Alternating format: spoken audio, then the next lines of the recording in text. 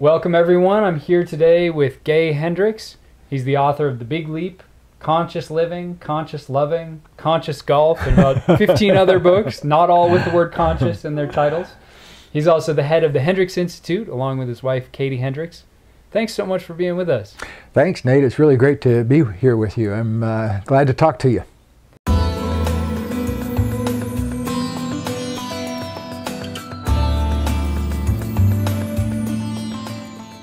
Maybe we could just reflect about sort of your thoughts on Emerson, because you have a similar idea in your work. I do.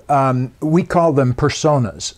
His word is screens, which I think is a fine thing, but we call them personas because if you go back to the original Latin root of the word persona, it is made from per and sona, which to the Romans, their theory was that it was through the sound, the tone of your voice, that your personality was revealed. And so if I were talking in a salesman persona, for example, that would be one way of using my voice. Or if I were trying to raise money from you on television, for some reason I'd put on a different kind of voice. I wouldn't talk to you like that, you know. And the Romans kind of called it correctly, I think, in attributing our personality, that it has its roots in the flavor we bring to something.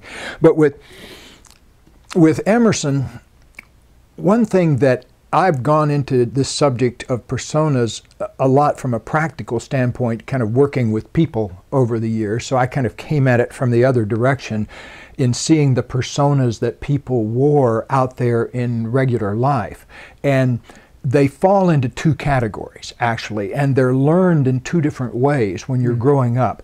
Persona number one, our kind of our lead positive personality, is because we've learned to find certain things that work, you know, that make people smile, that make them want to feed us. And so most of us have a stack of personas that are all very useful as we go around in the world, you know, like, you know, in your case, for example, one of your personas is teacher. Right, I have my professor, or my somber intellectual man, as I like to call him. Yeah, and now you're kind of opening up to something different. You're kind of getting back to the true original meaning of what a philosopher really is. A person who, you know, you consult about life.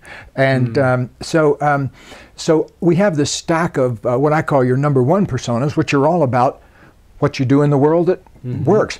Now what happens, unfortunately, is we have a stack of number two personas that when you're a kid growing up, sometimes your number one persona doesn't work. Somebody's in a bad mood that day when you're being the helpful kid around the kitchen or something like that, and suddenly you get wounded in the middle of one of your number one personas, and so you develop a number two persona underneath that, which is more wary and based on protecting yourself from pain. So your number one personas are about reaching out to the world for good connections, positive connections, and your number two personas are the ones that you use to kind of keep yourself protected from pain. So like, for example, the class clown, that was me when I was a kid, you know. That's a number one persona, but sometimes if people don't laugh, I would get into sullen, misunderstood artist persona, you know. And nobody gets me. Nobody gets me, you know. And fortunately, I only spent about 20 or 30 years running that persona. So. Nice.